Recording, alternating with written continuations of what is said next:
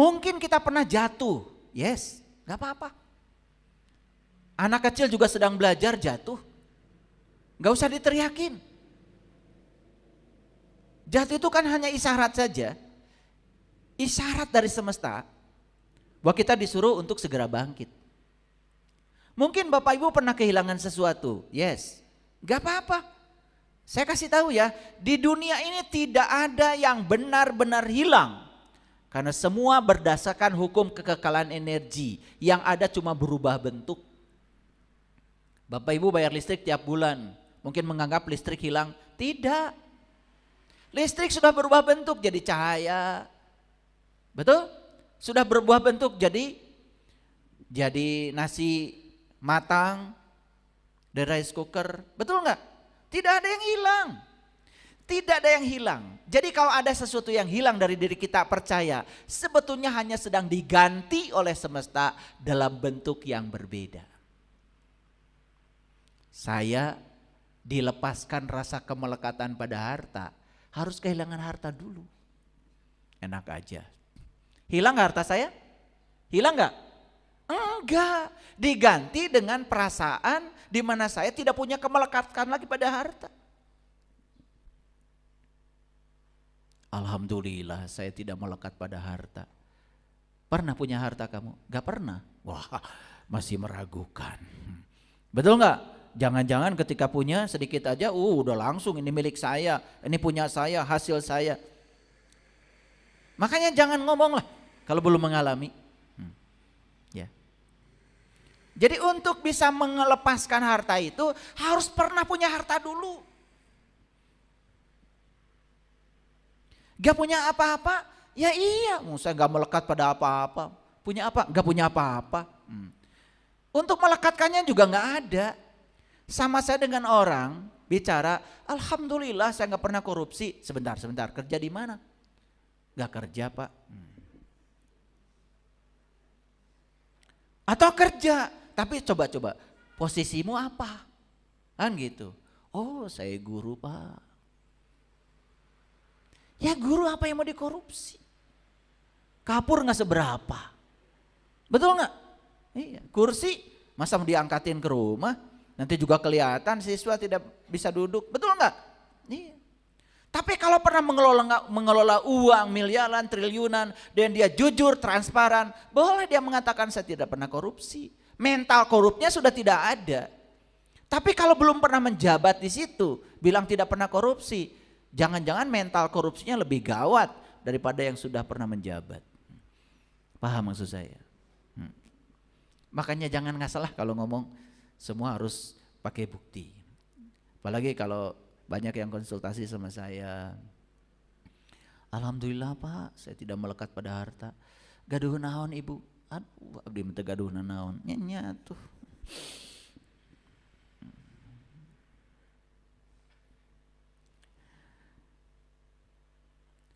Saatnya kita berhenti melihat kejatuhan dan kehilangan sebagai penderitaan. Apalagi kejatuhan dan kehilangan dianggap sebagai hukuman. Lihat saya semua, Bapak Ibu. Ada mungkin di ruang ini yang pernah kehilangan harta. Uang misalnya. Oke. Coba saya mau nanya. Itu harta yang hilang dibandingkan kehidupan yang masih bersama dengan kita. Ada bandingannya enggak? Enggak ada. Saya juga pernah 3M, 4M, pernah saya.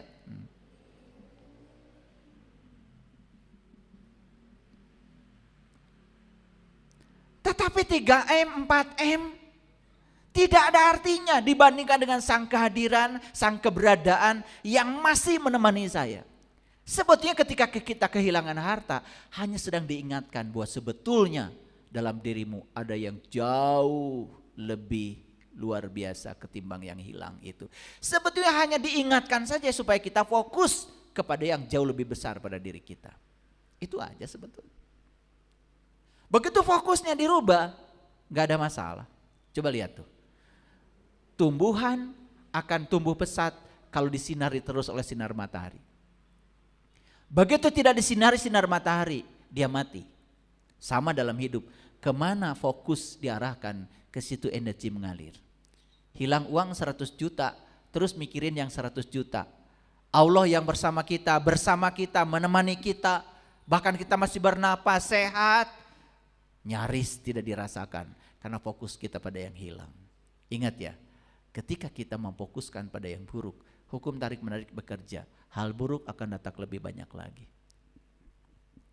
Itu. Ya, ini ngaji kesadaran ya. Tidak perlu dihafal semua kata-kata saya, tidak penting. Tidak ada hafalan di sini. Tapi mantra yang tempo hari masih ingat kan? Masih ingat ya? Ya. Dimanapun saya berada, bertemu dengan siapapun, saya akan melakukan kebajikan tanpa pamrih. Dilakukan enggak itu? Oke. Hasilnya bagaimana? Hasilnya dahsyat, luar biasa. Oke, ya teruskan ya. Nah itu udah mulai bener itu, ya. Nggak usah baca itu, baca ini, panjang-panjang nggak usah. Ada murid saya tanya sama saya, ayah katanya, gimana cara mendinginkan kopi supaya cepat dingin? Gampang. Udah, kamu bikin kopi, taruh. Kamu baca surah Yasin 3 kali. Biarkan aja kopi itu. Wah luar biasa ya. Selesai 3 kali baca Yasin, dingin kopi. Wah udah, kan sakti kamu, luar biasa.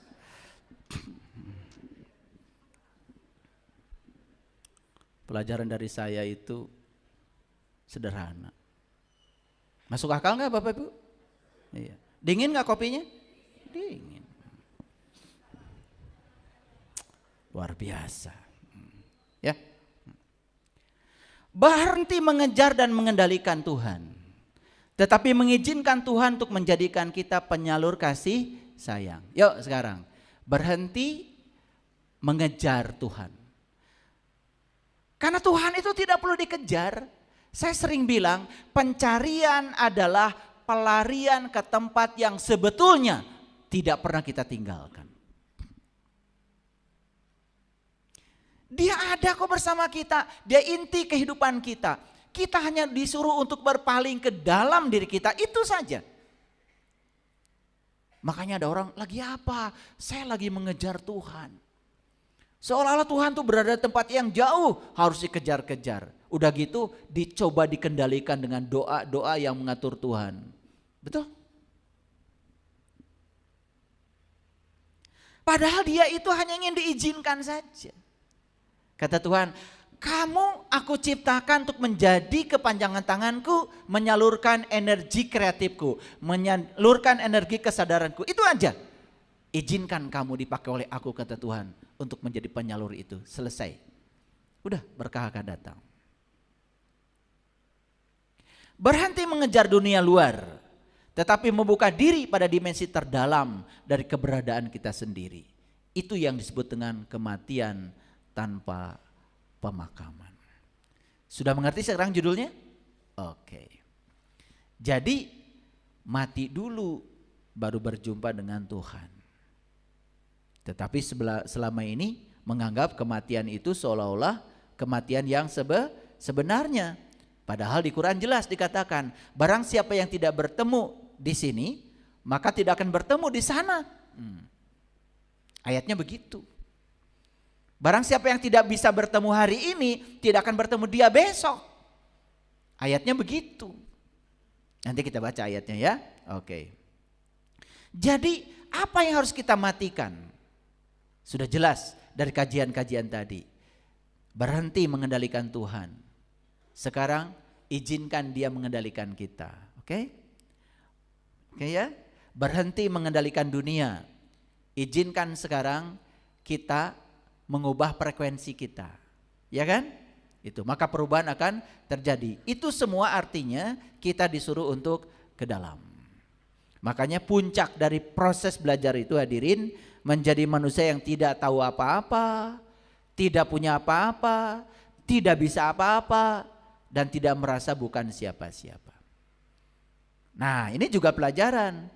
Alhamdulillah saya memang bukan siapa-siapa. Sebentar. Pernah jadi apa selama hidup? Sekolah di mana? Gak sekolah. Gak pernah jadi apa-apa selama ini? Gak pernah. Iya, tidak akan merasa siapa-siapa. Maksud saya jadi siapa-siapa dulu. Setelah jadi siapa-siapa, lepaskan perasaan sebagai siapa. Baru di situ tercapai menjadi yang bukan siapa-siapa. Paham? Oke. Ini kadang-kadang harus dijelaskan karena banyak yang ngasal. Alhamdulillah saya sekarang menjadi orang yang tidak tahu apa-apa. Sebentar, pernah belajar apa?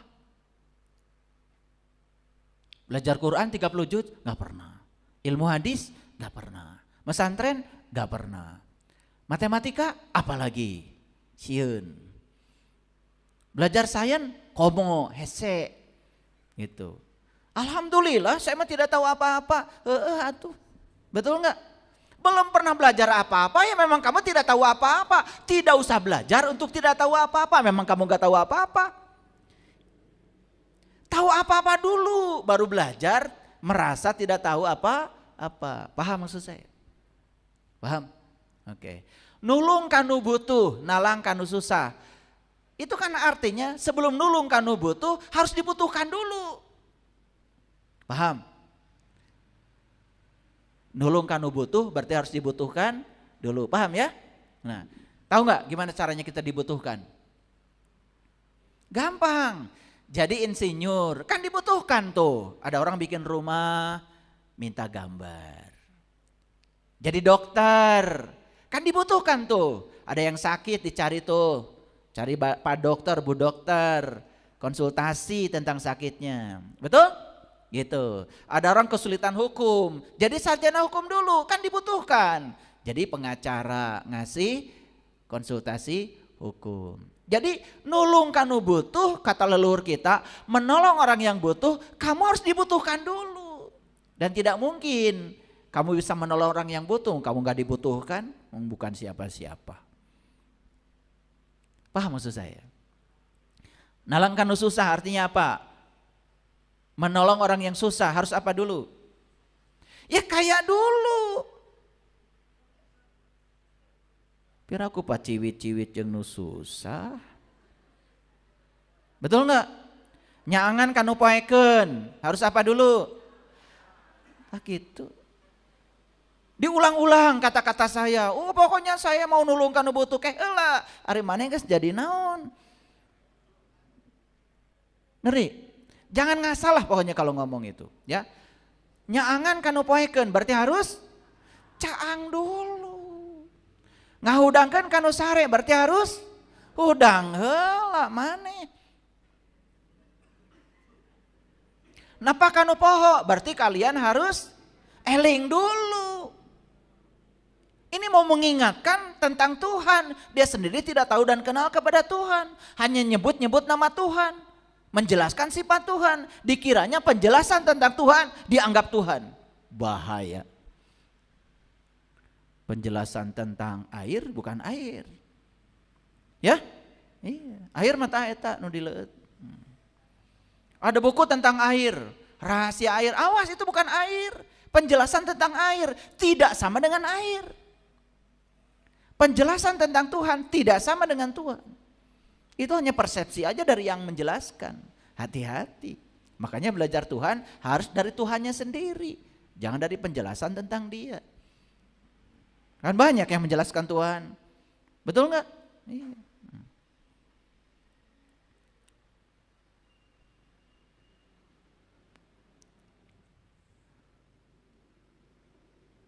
Ngantar kanu keeng.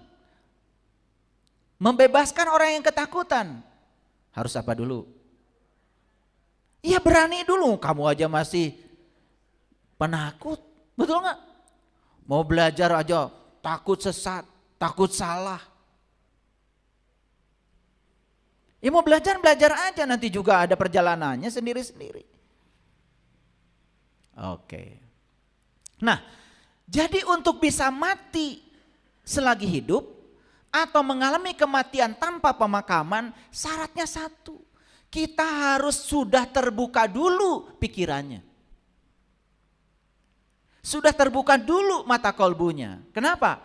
Karena keterbukaan mata kalbu, keterbukaan pikiran akan mengantarkan kita kepada situasi yang berbeda.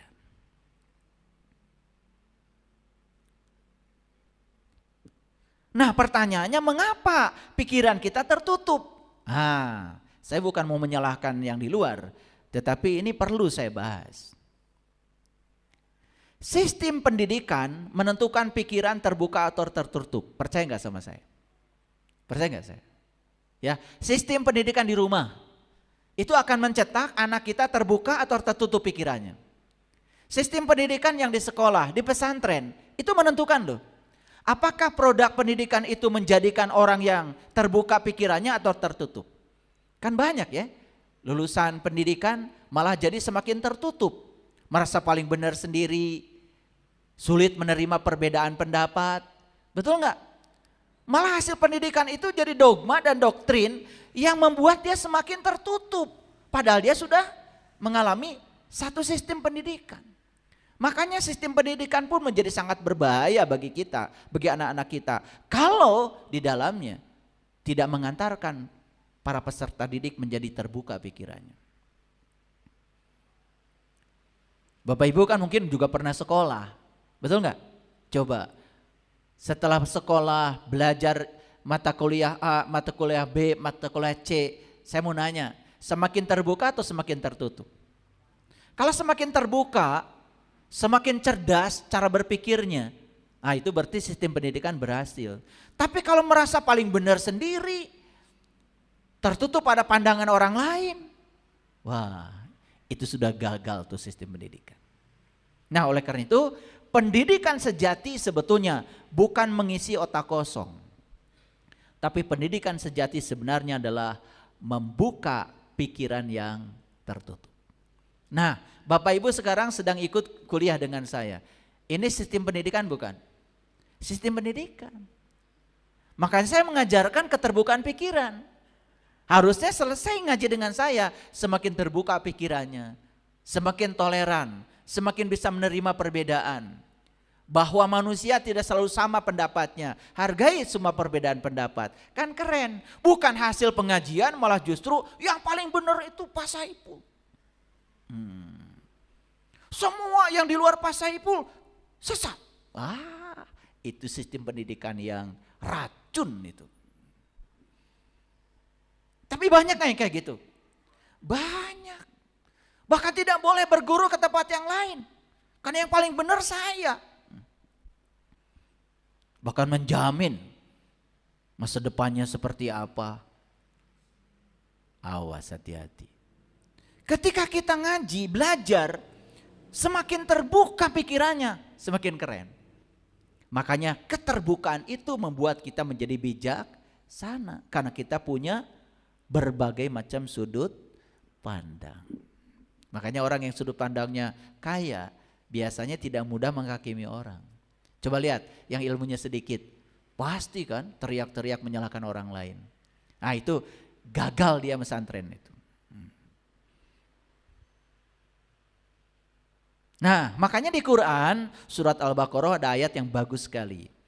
Innal lazina kafaru sawaun alaihim a'andartahum am lam tumtirhum la yu'minun. Saya mengartikan kafir itu artinya tertutup. Sedangkan iman artinya terbuka sesuai dengan definisi iman dari Rasulullah SAW. Beliau mengatakan begini kan, al iman tasdikun bil qalbi wa ikrarun bil lisan wal amalun bil arkan. Jadi iman itu harus dimulai dengan pembenaran oleh kolbu. Kalau kita lihat kolbu dalam Al-Quran fungsinya ada 3. 1 kolbu itu untuk melihat, 2 untuk mendengar, 3 untuk memahami. Dan untuk melihat, mendengar dan memahami jelas kolbu harus terbuka. Kalau tertutup tidak mungkin bisa memahami. Betul apa tidak? Nah oleh karena itu maka ya sederhananya sebetulnya kafir itu artinya tertutup. Sedangkan iman artinya terbuka. Nah coba baca ayat ini. Sesungguhnya orang-orang yang tertutup apa saja? Tertutup pikirannya, ya kan? Tertutup kolbunya, tertutup hatinya, apa saja yang tertutup. Sama saja bagi mereka diberi peringatan atau tidak diberi peringatan tidak akan terbuka. Makanya percuma Bapak Ibu datang ke sini dengan membawa pikiran yang tertutup.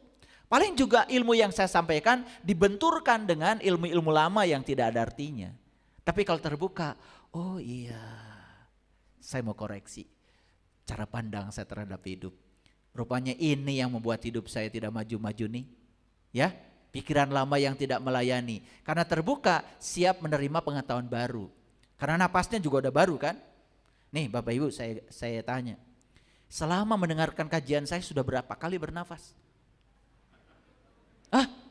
Nggak ngitung. Tuh, makanya benar kata Allah. Siapa yang mencoba menghitung nikmatku, latuh suha, tidak akan bisa dihitung. Ditanya aja sepanjang ikut kajian saya berapa kali nafas, Bapak Ibu tidak bisa menjawab.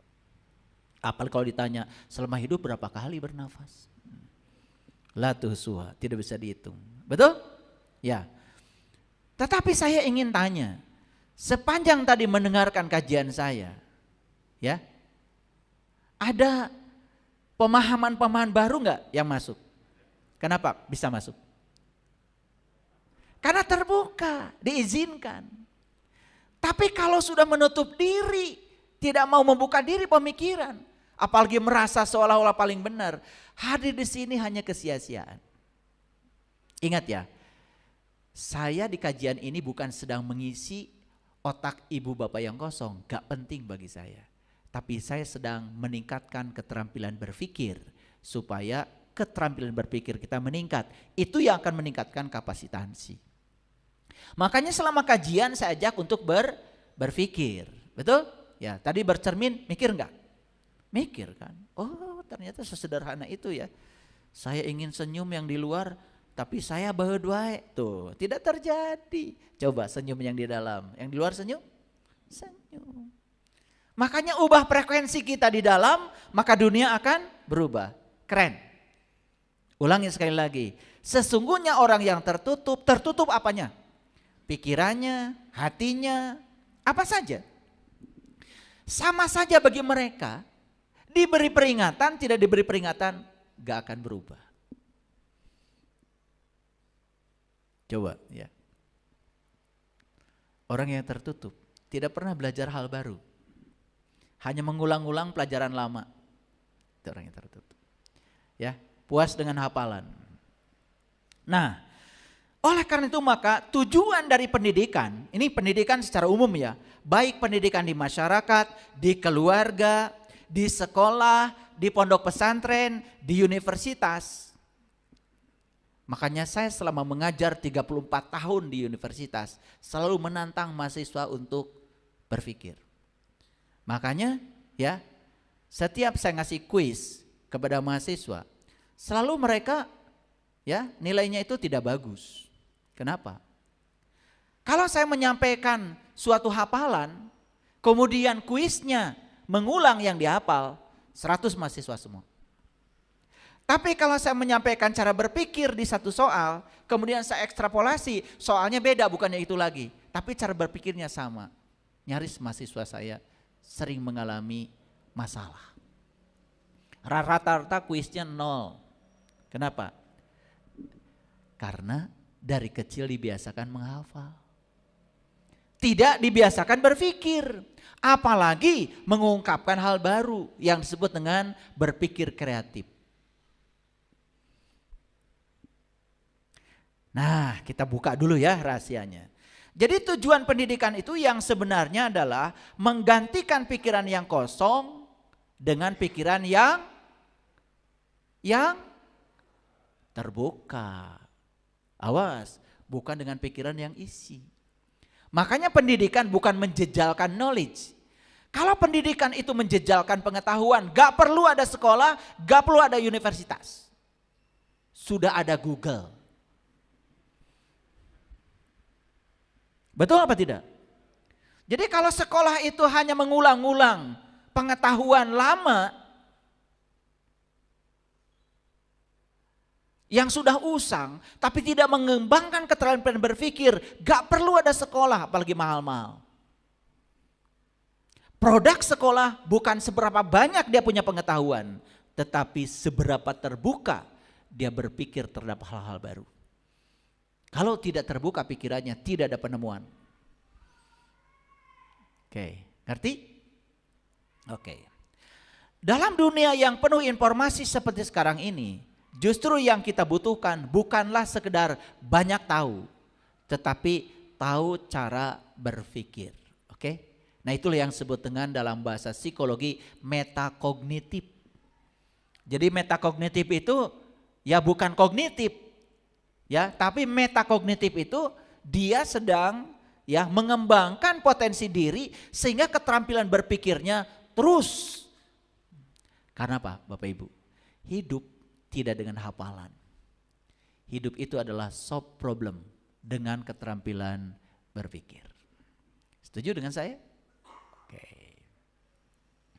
Jadi pendidikan bukan mengisi otak, tetapi ya pendidikan itu adalah mengembangkan potensi otak. Kalau mengisi otak ya seperti ember yang diisi air. Makanya heran ya, masih banyak guru yang gak ngerti. Di mana siswa diajarkan menghafal ini, menghafal itu. Betul gak? Iya. Bahkan sesuatu yang sekarang sudah bisa dikerjakan oleh mesin pun masih harus diajarkan. Kalau dulu mungkin tambah, kali, mungkin harus diajarkan ya, bagi. Betul nggak? Nah sekarang kan sudah ada mesinnya. Ajarkan yang lain daripada buang-buang waktu. Mengajarkan tambah-tambah. Kali-kali. Toh pedagang juga di pasar nggak ada yang tidak pakai kalkulator. Betul nggak? Iya. Kan lebih bagus otak anak ini dikembangkan untuk menalar sesuatu yang lebih dari itu. Daripada disuruh membagi, mengali, menjumlah, semua sudah bisa dikerjakan oleh kalkulator. Betul nggak? Iya. Saya punya murid dokter. Saya tanya, kamu selama sekolah belajar apa? Oh, menghafalkan huruf-huruf Latin, apa istilah-istilah Latin tentang bakteri, istilah Latinnya apa. Terus kalau kamu jadi dokter masih baca buku? Wah enggak dihafal lagi. Ya tinggal lihat aja. Betul enggak? Mau lihat resep juga ada katalognya, tinggal baca. Jadi hafalan itu sekarang sudah tidak dibutuhkan lagi. Makanya dalam teori kognisi, hafalan itu hanya keterampilan yang paling dasar yang disebut dengan mengingat. Di atas itu ada lagi memahami, ada lagi menerapkan, ada lagi menganalisis, ada lagi mengevaluasi, ada lagi mensintesa. Nah, dari analisis ke atas itu disebut dengan high order thinking. Berpikir tingkat tinggi, itu yang dibutuhkan dalam hidup. Jadi pendidikan itu mirip seperti membuka jendela. Bapak Ibu. Ini karena tidak dibuka, ruangan ini pengap. Coba, kalau diganti, dibuka jendelanya, mengalir nggak udara baru? Itulah pendidikan. Pendidikan itu seperti mengalirkan udara baru ke dalam ruangan dengan membuka jendela. Coba jendelanya tutup terus. Hanya itu aja di ruangan. Pengap. Makanya yang tidak berkembang pikirannya pengap. Apalagi hanya puas dengan pengetahuan-pengetahuan lama yang hanya hafalan dan tidak menolong. Tetapi Bapak Ibu, pernah nggak pagi-pagi membuka jendela? Pernah nggak? Gimana tuh? Silau. Terasa asing? Terasa asing. Tapi lambat laun ketika udara segar masuk ke ruangan, terasa kamar menjadi jauh lebih nyaman. Itulah pendidikan. Ya, jadi kalau sekarang sumpah, kehidupan kita nggak berubah-berubah. Jangan-jangan ada sisa-sisa masa lalu dari produk pendidikan yang tidak diganti karena kita tidak membuka jendela. Paham? Sudah siap membuka jendela? Sudah siap silau? Hah? Kan begitu dibuka pemikirannya oleh saya silau dulu kan? Silau, iya teh naon? Wah, betul nggak? Betul nggak? Ini teh apa? Masa tidak boleh mengubah dunia? Tuh kan, silau kan? Ya. Padahal kita sudah terbukti, kita terus mengubah keluar itu tidak ada hasilnya. Begitu mengubah ke dalam, ada hasilnya. Ada perempuan dalam sesi konsultasi ngadu sama saya. Yang diadukan itu apa? Suaminya. Suami yang dicurigai. Apa yang kamu lakukan? Setiap pulang saya cek, Pak. Itolnya kemana aja? Pak. Apalagi yang kamu lakukan? Saya pasang GPS, Pak, di mobilnya. Dia pergi kemana aja? Dia berhenti di rumah siapa aja? Bagus. Terus apalagi yang kamu lakukan? Saya menggaji orang untuk mengikuti dan membuntuti dia kemanapun dia pergi. Bagus. Berapa gajinya? 10 juta, Pak, sebulan. Keren kamu. Hasilnya apa? Hasilnya saya tambah sakit hati, Pak. Itulah kebodohan, betul nggak? Iya. Dikiranya dengan begitu jadi semakin itu hukum tarik menarik. Dia kan jadi terus berpikir, kenapa berhenti di sini? Dianalisis. Kenapa berhenti di sini? Dianalisis. Berhenti di apotek aja dianalisis. Jangan-jangan ini ada selingkuhan itu penjaga apoteknya. Wah, padahal sebetulnya sakit perut. Betul nggak? Beli obat sakit perut di situ karena mencret. Betul nggak? Tapi karena pikiran begitu kan. Hasilnya gimana? Tambah sakit hati, Pak. Bagus, saya bilang. Udah. Saya bagusin aja. Sekarang mau saya ubah. Mau. Lepas GPS, lepas rasa ingin tahu. Jangan lihat HP. Udah, biarin aja. Urusan dia, urusan kamu, urusan kamu. Sekarang perbaiki frekuensimu. Ungkapkan cintamu. Ungkapkan perhatianmu. Apa yang terjadi? 3 bulan yang akan datang lagi saya. Begitu datang lagi, wajahnya udah berubah. Gak ada lagi jerawat. Begitu saya ketemu jerawatnya saya hitung itu. Saya perhatikan itu. Begitu ketemu 3 bulan yang akan datang, udah bersih, gak ada jerawat. Kamu keren. Belum saya tanya pun udah saya bilang, kamu keren. Gimana sekarang? Damai. Ternyata suami saya berubah dengan sendirinya. Begitu saya merubahnya ke dalam. Tuh. Itu ngaji baru bener kayak gitu.